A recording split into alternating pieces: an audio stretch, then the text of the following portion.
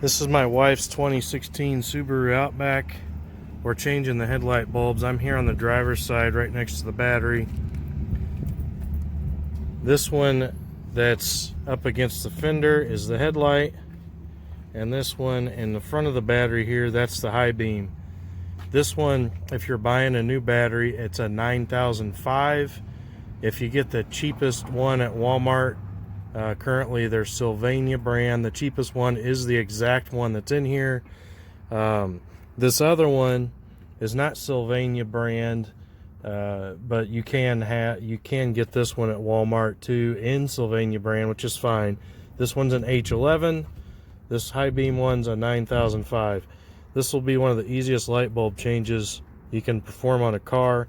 You press in on the bottom of that connector and then slide it off.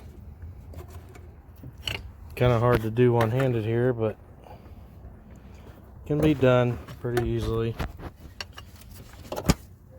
So slide the electrical connector off, then you turn it like 30 degrees. It's ready to pop out. You can see that one is burnt up, and then when you put the new one in, don't touch the glass on the bulb.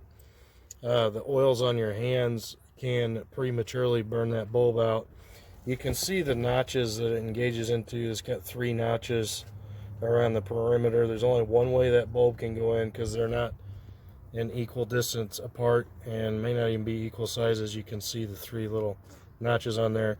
So when you put it back in, it'll be at that slight angle that you removed it out with, and then you'll turn it back clockwise again to lock it in place. That's it. You can change both these things out in like 3 minutes on both sides probably. Thanks for watching. Please subscribe if you got anything out of this.